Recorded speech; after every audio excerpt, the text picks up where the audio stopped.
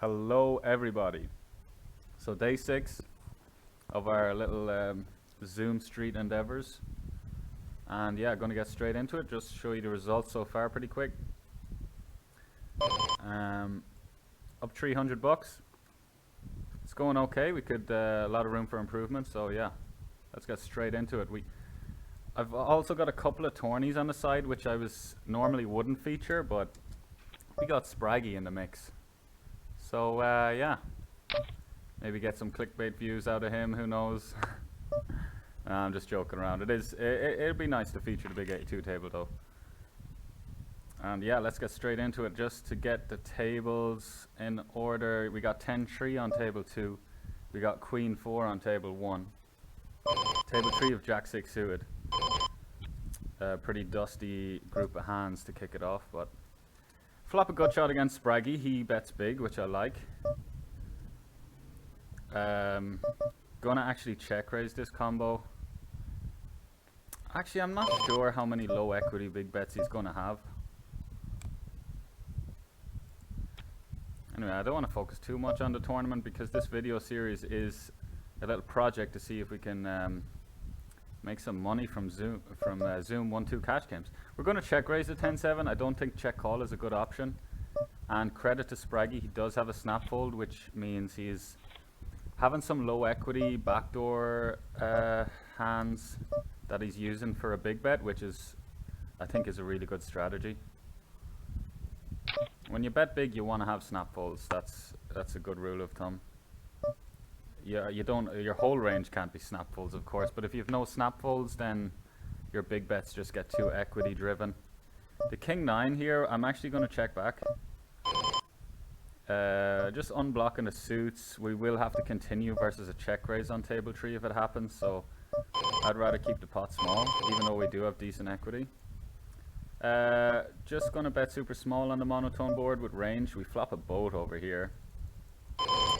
I think I'm going to bet small just because it's what I'm going to do with my range. And then we can check turns, table 1. Gonna call with the king since we have a gut shot. Now we have trips on 4 to a straight. Interesting spot. Ace 9 would usually be a fold. I will ISO this guy though, him being a fish. We'll check the 8s now and check raise turn if he bets. Get 4 bet on table 2 with the ace 9. I see that as us getting punished for a loose open. It happens. Usually not good to deviate too much from your solid strategy.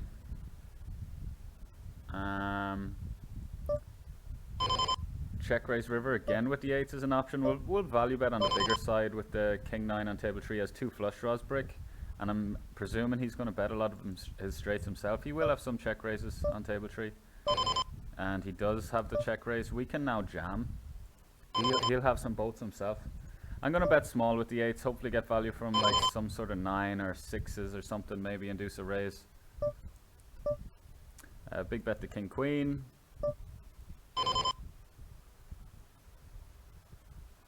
We're going to jam the king 9. I only give him credit for pocket 7s, honestly. For boats. So he has straights, but need to get the charger. He doesn't have pocket jacks, he doesn't have pocket 10s, so then he's going to really need a 9 in his hand to have a boat, right? And we blocked the 9, so loving that bluff, to be honest with you. Did I move the thing off the screen? I did, right. Everything's looking clean on OBS. Mic check. Yeah, we're rolling. We are rocking and rolling. Queen 6 suited, just a bit too loose to open the cutoff. Probably would bump up the Queen 7 suited, Queen 8 suited stuff.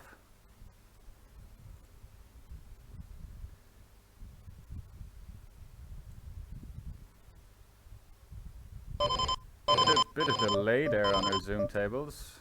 Don't like to see that.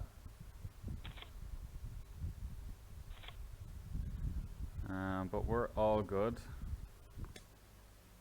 I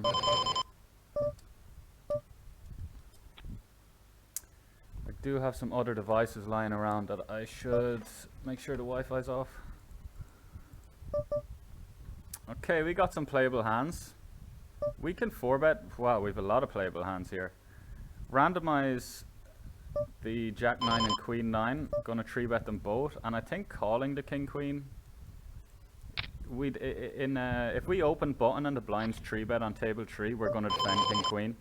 I'm not sure how the small blind flat call changes things. I think his 3-bet should be a little bit stronger versus an open and a flat call, but I don't know. For some players, they like to 3-bet wider when somebody's putting in dead money. I'm actually not going to fold the King Queen yet. It might look a bit loosey-goosey and sticky, but we have position. He has bluffs. We turn straight equity on a Jack, on an Ace, on a 9. We have our 2 overs. Now we turn the King. Really nice card. Do we want to bet small, get value from his Queens, Jacks, 10x? Do we want to check back and trap? I like both options, to be honest. I think we're just going to try and get stacks in. I'm going to go 1/3 here. We have plenty of bluffs. 6-5, 9-8, Jack 9 suited. We have loads of straight draws here, so I think it makes sense just to run it. 10s on table 1. I'm going to just call. And we will jam the King Queen and get snapped off by pocket Jacks. Is that how this hand's going to go down? Yeah, snapped off by Queens. Unlucky for the dude there. We were drawn to a King. And if on different runouts, we're probably going to bluff it off straight into his Queens, like if it comes 8, 5, something like that. Maybe we get him to fold on certain runouts as well. This session is popping. We now get 3-bet with Kings. We do roll very low, but I'm going to overrule that. I did want to call here small frequency, but it's just a kind of strong 3-bet range that... Yeah, I don't hate calling here because he's not going to get... He's going to call Jacks. It's not like we're going to stack Jacks now. He's going to call Jacks versus this. Aces will get it in. Queens will probably get it in. Queens might just flat. So yeah, I don't hate flatting the Kings here. Let me know your thoughts. Any cash grinders at any level? Do you just always 4-bet the Kings there? I'm not too sure. Just gonna let go of the Queen 5. Now I want to check, but I also I'm gonna jam this against Spraggy. I play against the guy a lot. I watch the guy a lot. I won't even feel bad about it. It is a certain frequency jam, and I think versus Spraggy we just got to take it like all the time. It's sad that it's not a rebuy. Huge flip now. Okay, nice hand, Spraggy. I've honestly no problem sending it there. Spraggy's very aggressive. He's a good thinking player. And he's a little bit old school. Like, he's very good at recognizing the spots where there's light 3-bets, light 4-bets. That's why sometimes he sends it. Queen 5 suited, I also want to do some 3-betting here. We roll low. 5-3 suited, another one, but at a very small frequency we can 3-bet.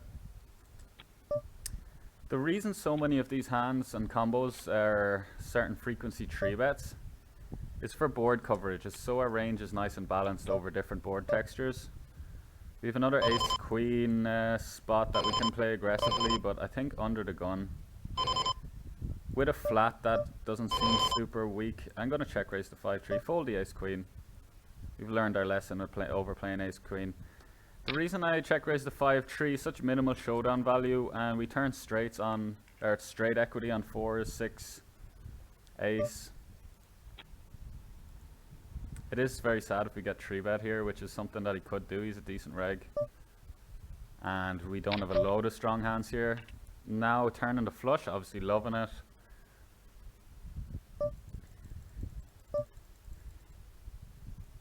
I think I'm gonna check just like I would with my diamond combos. Jam the ace-9, really hoping to spin it up here in the big 82 as it's not a re-entry.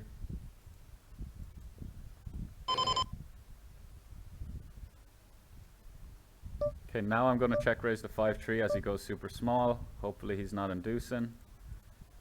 We're out at a big 8-2, so GG's there. Good luck to Spraggy.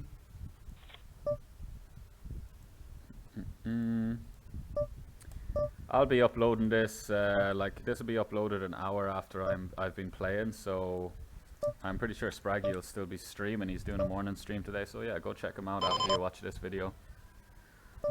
The 5-3, we're just going to check. We're just taking some time to make it look like we have a decision. We're going to lose a lot, yeah. It's interesting that he doesn't value bet. I kind of respect it because for us to pay, it's very hard for him to have bluffs there with the action. It was what? Bet, raise, call on flop, check, raise, turn again. There was a lot of action on it. So for him to bet river there with just a jack high flush, I really have to give him credit for some random ass bluffs, which he just doesn't have in reality. So yeah, nice hand by him. And also I'll have traps, I'll have better hands, I'll have boats that want to just check jam out on him. I think he was just kind of sick of getting check raised. Why are we not getting a new hand on table 2? Zoom is about speed, you know, hence the name Zoom. 5-6 suited versus big blind. I'd see bet, I'd go for it, but versus a small blind range, which is a little stronger, I will just check it back, take a free one, and now start betting big when we have a little bit of equity, and he's shown us that he's checked twice, so he's shown us that his hand isn't that strong basically, so we will start to bet big on the turn there on table 3. Ace king, I nearly bet, but I don't want to get raised off my equity, backdoor equity. Gonna check back to king 10. I'm not gonna bet this flop a whole lot as it's very connected. Now gonna start betting 3/4 on table 2 with the ace king. We got 2 fish in the pot. Not 1 but 2. Just logic being they're not really gonna fold their flush draws and or ace x. Trips on table 3 now after the action has just gone check, check, check, check, check all the way. So clear value bet. Gonna go 3/4. It's a consistent size we have. Oh, I better sort out my OBS. Oopsie daisy. Shut down the king 9 here. Yeah, the big 82 table got replaced by like a duplicate screen. We don't want that.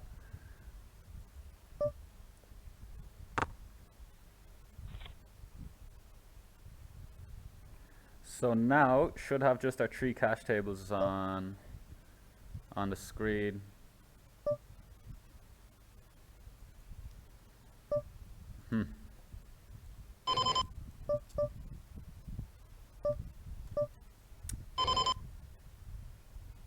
Yeah, looking good, looking good. King 4 just gonna see bet. We actually could have checked back. Yeah, now we have to play a check raise pot on table 1, which is not ideal. This is kind of the main merits for checking back to avoid this kind of stuff. We do have a backdoor flush draw. And we do turn the flush draw. Won't be going anywhere, Giannis. Defend the queen 8. Flop 2 pair. Just going to check call this versus most sizes. And queen 8 will check the turn again. Pretty god awful turn. Yeah, we're going to call the king 4 here. A lot of value in. Going to bet super small with the queen 8. Maybe actually we check the queen 8 again. Wow, what a run out on table 1.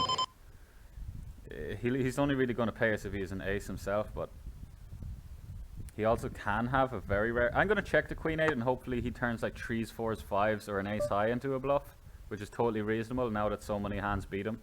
Like he doesn't want us to show down a hand like 10-7 on table 2. He does check back. Wow, does he have the nut flush? Wow, he just ran it.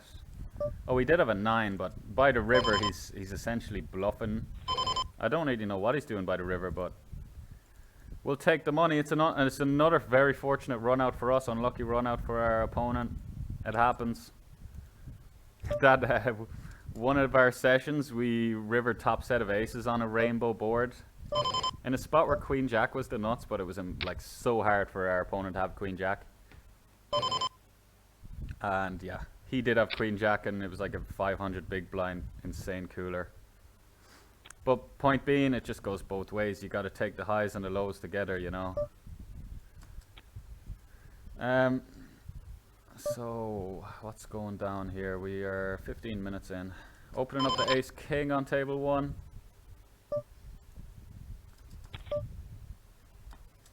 The pool is pretty decent. Got some bad regs, got some fish.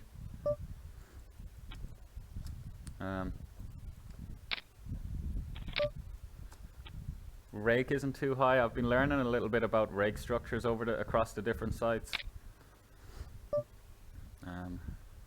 Because I was actually playing a lot of 1-2 Rush on GG Poker, very good site. But I got a little bit caught up, too much caught up in how good the rake back is on GG, because it is really good rake back on GG, but I've been told by some superiors that the rake itself is so high that it's a bit of an illusion, you know, that you're getting a good deal. So, gonna be putting a little bit more volume into stars now that I realize the rake actually isn't so bad. It's actually one of the best sites for rake, but one of the worst for rake back.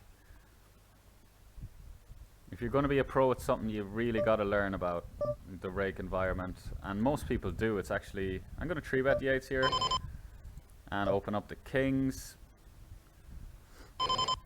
But yeah, I've been playing 5 years, and it's only recently I've been paying attention to rake and stuff. Beforehand, I just like to play whatever, you know. As I get older, as I mature, it gets more about hourly and making money rather than just playing for fun and battling great players. Don't want to bluff the king 9, just going to let him win with whatever better king or ace he has. I just think he's going to call us with ace high. Ace 7, we unblock all the backdoor flush draws, which means he's a little bit more likely to check raise. But I just want to be betting this board basically with range, so I should have bet big actually. Maybe he'll still check raise a similar frequency, but I think versus the bigger bet, yeah, we should have bet bigger here because our hand just doesn't have much. It doesn't really improve on turns or anything. So when you have dusty hands like that just don't really have much potential, a nice one and done big bet is usually a good answer. Here's a really nice river to bluff though now. We can get him with just the 2/3, but now I'll go 3/4. Okay, he had the king queen. Nice hand, sir. The majority of the time he's obviously going to have other hands that will have a really tough time calling on that river. So quite happy with our bluff. Not happy with our weak little flop size with the a7 though. It just didn't accomplish much. We shouldn't have been too afraid to check back if you really feel like, wow, okay, 10-4 suited by the way on table 1.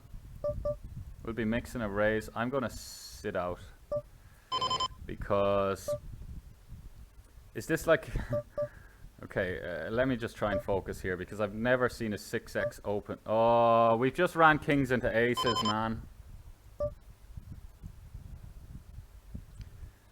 Whatever. Okay, queens. Is he going to run at once? Probably. Okay, good turn. Let's fucking go. Wow, 6x open. As you can see how much of a scaredy cat I was there when he just ripped his 200 bigs. From my experience, it's just fucking aces. It's just recreationals getting super excited over aces. And their like main logic is, I want to get all the money in here. They don't want to do it in a, you know, I really thought it. I was starting to be like, wait, do I ever fold here? Because he's just jammed 200 bigs. We don't really need to call off anything, only like aces and kings. But then I was like, whatever, he could have 10-9 suited. He could be completely losing his mind, so you can't really fold.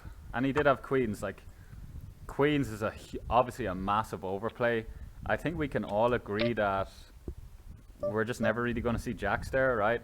Maybe some ace-king as well. But what a fucking... we've had a few donations, a few really run-good spots today. It's going to be a nice, profitable session to kick off the morning. And I am firing tournaments for the rest of the day, so it could be a good day.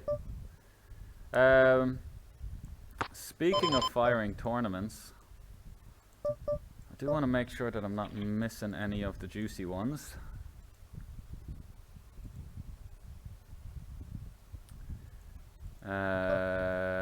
Yeah.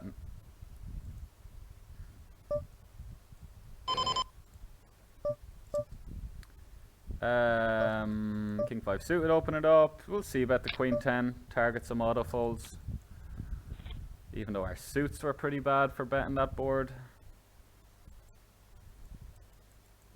but when ranges are, the wider ranges are, the less relevant removal and blockers become. So for all you people out there who just roll your eyes when you hear about blockers and, oh, I had the 10 of clubs blocker, blah blah blah, it definitely is a thing, and it's a huge factor in like controlling your frequencies, making sure you're not raising too much, not folding too much, like picking your suits to kind of make sure you're not doing something too much or not doing it enough. But a time where you can roll your eyes is when ranges are wide, because blockers just become irrelevant. When ranges are wide, not totally irrelevant, but less relevant. We got our buddy just jumped into 200 pool. Good luck to him. Zadim. Squeeze the king jack. We're going to do something funky here. Just turn it into a 2-street hand. Bon voyage on the turn. Hopefully get him off something. No, he wants a snap call down because he has an absolute monster. Sadly, we don't get there. He cashes out. So I think Pokerstars made the money on that hand, which is tragic. But yeah, fine with my line. Was very surprised he had his hand as strong as queens, of course. Queen 7 suited, just going to barrel off for 2/3. Don't want to. This is a turn we could overbet, but we've the board so locked up with our top pair and spades. Yeah, just to last comment on the king jack suited. Our turn jam. We're going to check back to Queen 7 now. Our turn jam is just his smaller pairs are going to have a really tough time calling off there when we're going to have flush draws and over pairs. Our range is like super equity driven. When we squeeze, bet huge, jam turn, it's just applying maximum pressure. It's sad that he had queens, but nice hand him. We still had like 30% equity on the turn. I'm not sure what it was, maybe a little less. Open up the king 8 suited. Let's try and get some traction going again. Gonna defend the king 8 suited here. We are 135 bigs effective. He's gone a little bit too small in my opinion, and also he is green tagged, which means our implied odds might be a little better. Let's say we just flop trip 8s or a flush, and he doesn't really care. He starts betting really big. That's where the value comes from in like peeling 3 bets against weaker players. That if they're going to make mistakes post flop, that's where we're going to make money, and that's why we can defend a little wider, justify defending a little wider versus these players. And as I said before, like, not to disrespect recreationals too much, recreationals outplay me, wreck me all the time, take my money. It happens. So it's not like it's easy to play against them. It is sometimes versus super maniacs who are losing their mind, but I mean that queen spot, like he played his queens pretty god awful. I'm never going to call with a worse hand when he jams in $400 there. So that's essentially lighting money. It's lighting equity on fire, lighting theoretical dollars on fire. Because the guy could have hit a queen, got lucky, won the lot, but yeah, in theory he's dusted an awful lot of money there. Anyway, getting sidetracked here on a rant about recreationals. But at the end of the day, I respect everyone who plays poker. It's a great game, it's a fun game. Anyone who's out there battling, I take my hat off to them. It's a great game. Okay, let's zone in now for the last whatever it is. 5 minutes, okay. 10-3 suited, fold, fold, fold. Just X down our RNG. Not good.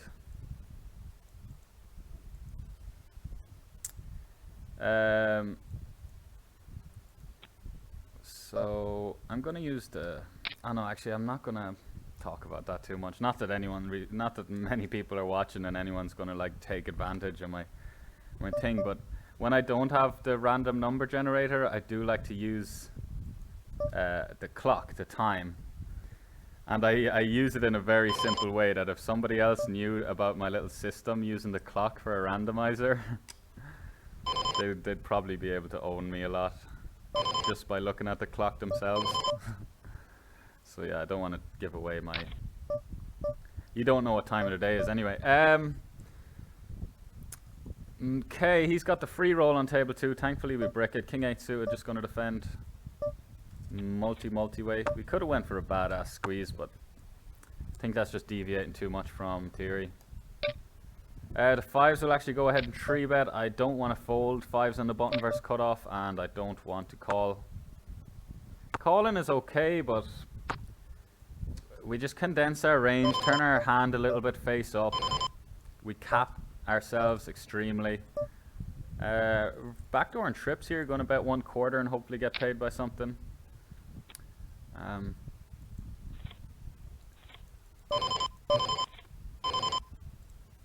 I kind of lost my train of thought there. Okay, king queen suited table 3, aces table 2.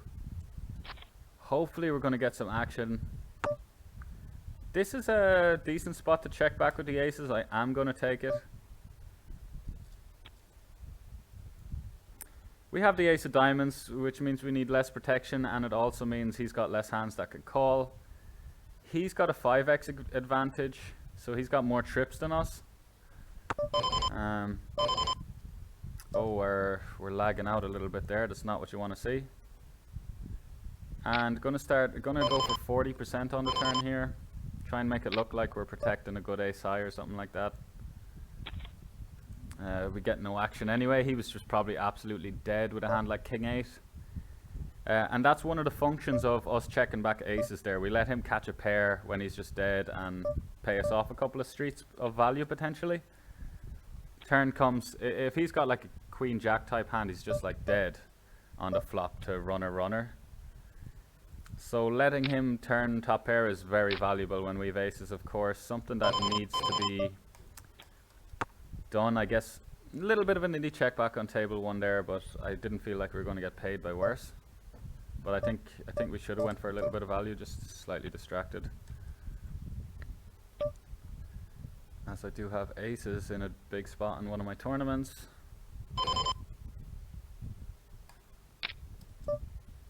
King queen off these positions will just fold.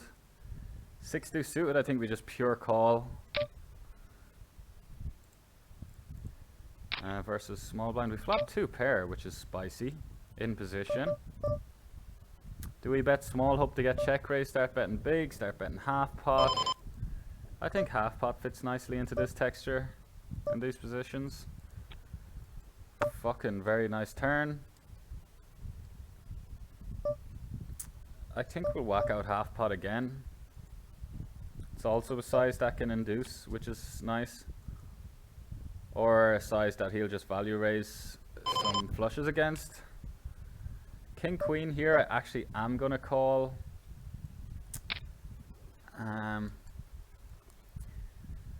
As I said before with the 5s, when we call on button here, our range is going to be pretty pair heavy, so I don't hate throwing in some king queen in the mix.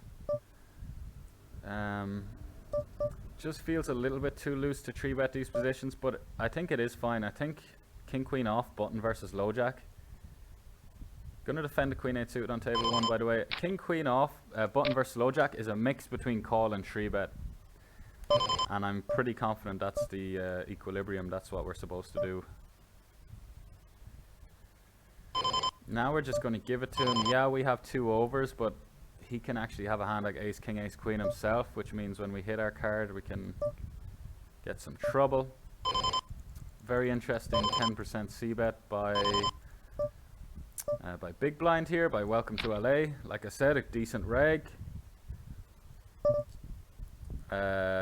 We just defended the king jack off, didn't squeeze it, although it would have been totally fine to squeeze with the fish in a small blind. Gonna raise now in position. Double flush draw board. We have a decent king. His size is a little bit weak. I'd expect him to size up if he did have some 2 pair straight. Now, a very fancy play that I like to do is raise or bet very big with sets or 2 pairs on 4 flush. So basically, bluff hands like this on 4 flushes because they're the only type of hands that can improve. But we will call. We have a decent amount of showdown value. We have position.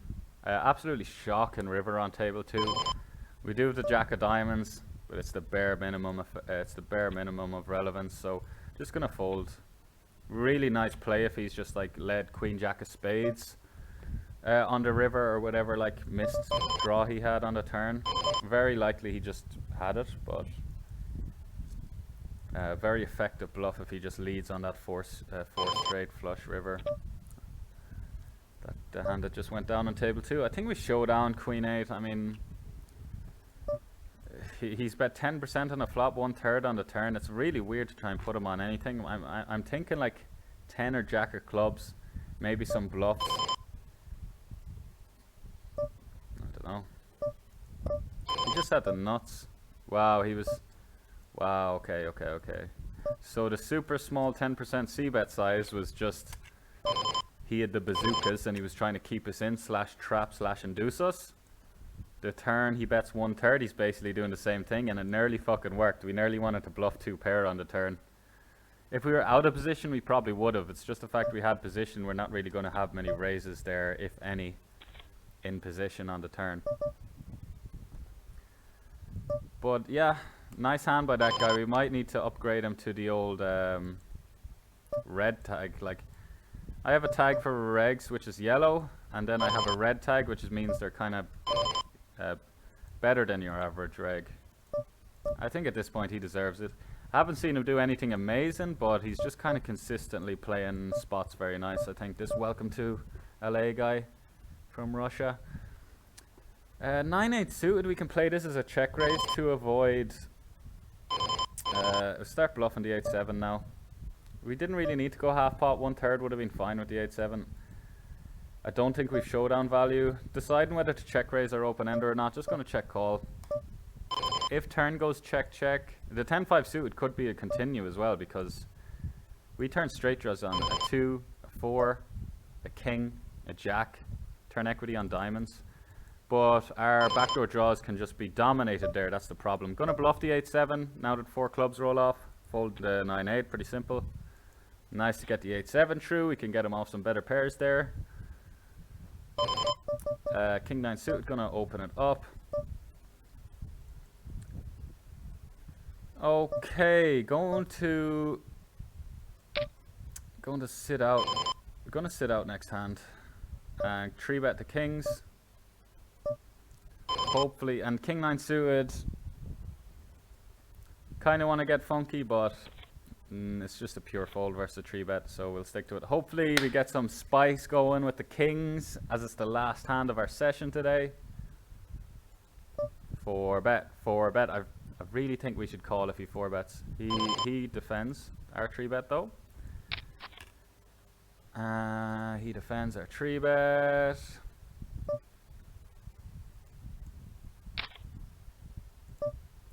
Gonna kick it off with 1/3. Tempted to go 1/4 as it's such a dry board, but I think our bluffs are just always gonna bet 1/3 here.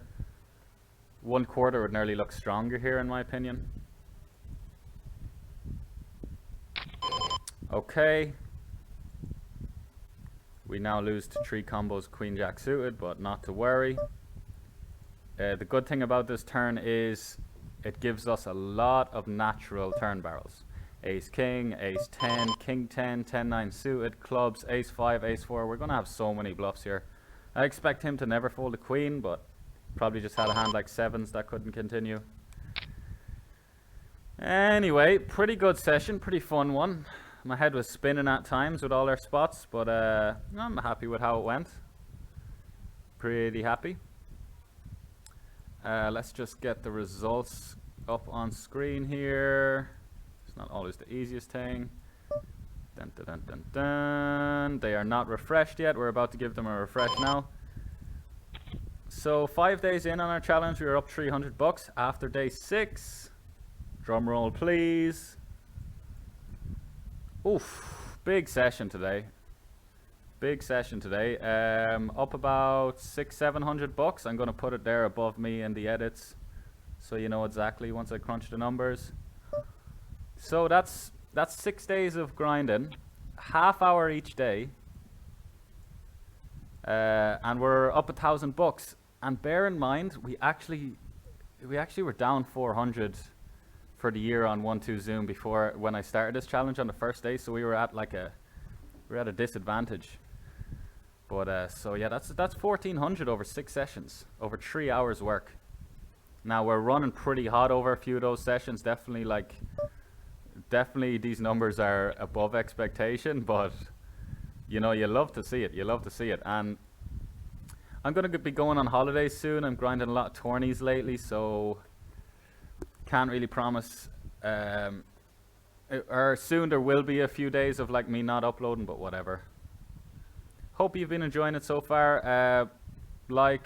Do all that stuff. Get in the comments, please, because, you know, as you've heard before, it's great for the algorithm. It gets the videos moving around. It gets the videos suggested to other viewers. So yeah, that'd be a great help. And yeah, subscribe, as I'll be banging out tons of content in the future. See you later, folks.